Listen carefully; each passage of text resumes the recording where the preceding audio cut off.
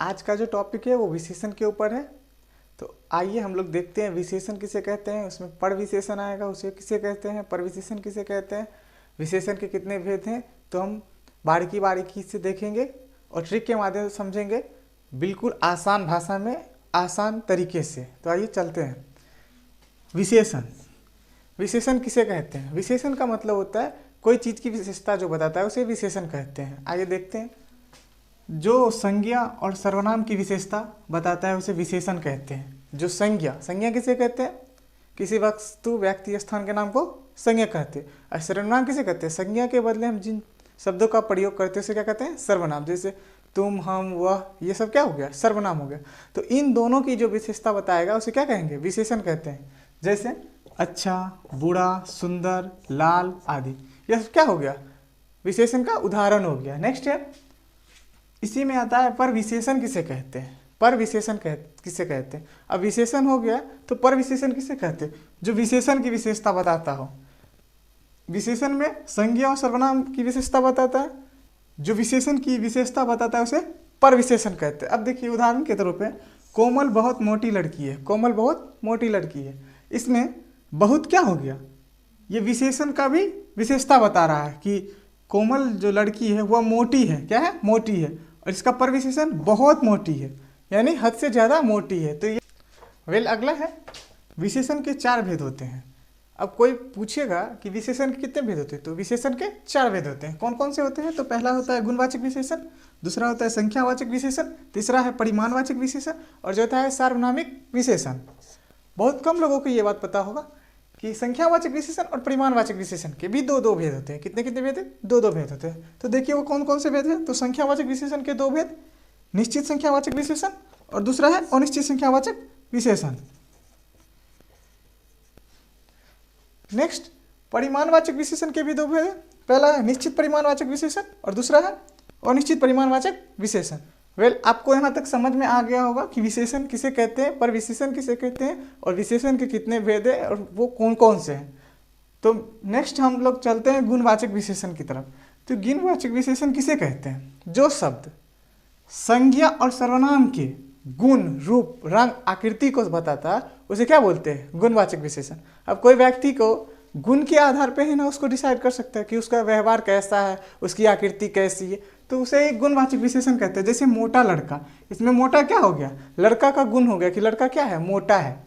सुंदर लड़की, अब लड़की है लेकिन क्या है? सुंदर है, तो ये क्या हो गया? उसका गुण हो गया।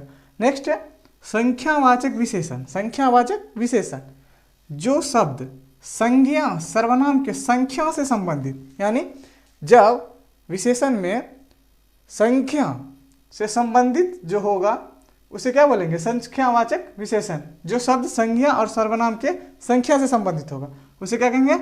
संख्यावाचक विशेषण। जैसे 5 लड़के, 10 लड़की, कुछ लोग, इसमें क्या है? ये सब क्या हुआ? 5, 10, कुछ, क्या हुआ? बहुत सारे लोग हैं, उसमें कुछ लोग, ये सब क्या हो गया? अंक हो गया। क्या हो गया? अंक हो गया, संख्या हो गया। तो उसे क्या कहेंगे? संख्यावाचक विशेषण। नेक्स्ट है संख्यावाचक विशेषण में हम लोग ने देखा था एक निश्चित संख्यावाचक विशेषण है, दूसरा अनिश्चित संख्यावाचक विशेषण। तो हम पहला देख लेते हैं निश्चित संख्यावाचक विशेषण किसे कहते हैं? जो शब्द संज्ञा या सर्वनाम के संख्या संबंधित निश्चित विशेषता बताता है उसे क्या कहते हैं? संख्यावाचक विशेषण। जैसे 25 आदमी, 100 बच्चे, 500 विद्यार्थी, इसमें क्या हो गया? ये सब एक निश्चित है, इसमें निश्चित है। अगर मान लीजिए यहाँ पे आदमी है, 100 आदमी हो, उसमें कितना आदमी? 25 आदमी। 500 बच्चे, उसमें कितने बच्चे? तो 100 बच्चे। 1000 विद्यार्थी, उसमें कितने बच्चे? विद्यार्थी 500 विद्यार्थी। ये सब क्या हो गया? निश्चित हो गया। ठीक इसके उल्टा अनिश्चित संख्यावाचक विशेषण आप खुद से बना सकते हैं, जिसमें जो शब्द संज्ञा या सर्वनाम के निश्चित संख्या संबंधित विशेषता नहीं बताता हो, इसमें क्या है? बताता हो, इसमें क्या होगा? नहीं बताता हो, उसे क्या कहेंगे? अनिश्चित संख्यावाचक विशेषण। जैसे कुछ लड़का, कुछ बच्चे। अब कुछ लड़का, कुछ बच्चे कहने का मतलब क्या होता है? जो बहुत सारे लोग हैं उसमें कुछ बच्चे, कुछ लड़के। अगर मान लीजिए 500 की भीड़ है तो उसमें कुछ बच्चे, कुछ आदमी, तो इसको क्या बोलेंगे? अनिश्चित संख्यावाचक विशेषण। तो आगे परिमाणवाचक विशेषण। क्या है परिमाणवाचक विशेषण?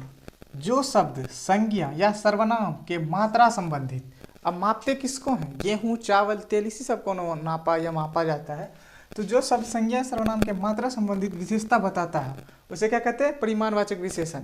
उदाहरण 2 kg चावल। अब चावल कितना है? 2 kg, तो ये क्या हो गया? परिमाण हो गया। क्या हो गया? परिमाण हो गया, किसी का माप हो गया कि चावल कितना किलो है? 2 किलो है। 2 लीटर दूध, ये क्या है? नापा जाता है, 2 लीटर दूध। अगला है, हम जैसे देखे थे कि संख्यावाचक विशेषण में 2 पार्ट थे, ठीक उसी तरह आपको बताए थे कि परिमाणवाचक विशेषण में भी 2 पार्ट है। तो पहला है निश्चित परिमाणवाचक विशेषण। जो शब्द संज्ञा या सर्वनाम के निश्चित मात्रा संबंधित विशेषता बताता है उसे निश्चित परिमाणवाचक विशेषण कहते हैं।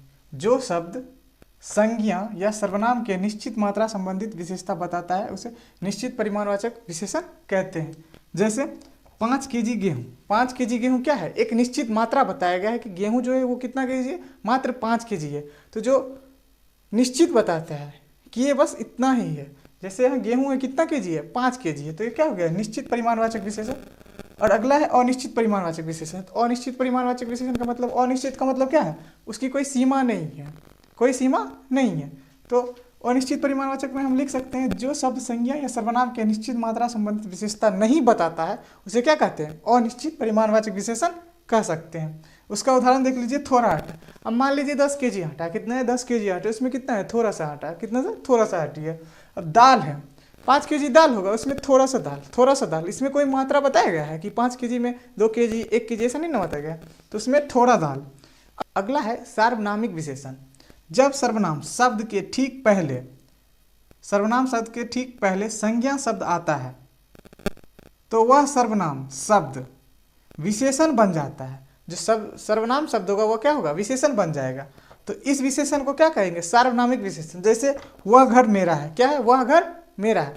इसमें घर क्या है? संज्ञा है। क्या है? घर संज्ञा है। उसके ठीक पहले क्या आ गया? सर्वनाम आ गया। क्या आ गया? सर्वनाम आ गया। ये क्या हो गया? सार्वनामिक विशेषण। तो आज का जो टॉपिक था विशेषण पूरा खत्म, और इसमें आया था पर विशेषण, वो भी खत्म। संज्ञा भी थोड़ा मोड़ा आप लोग जान लिए होंगे। उम्मीद करता हूँ आपको ये वीडियो समझ में आ गया और विशेषण से जुड़ी सारी समस्या आप लोगों का समाधान हो चुका होगा।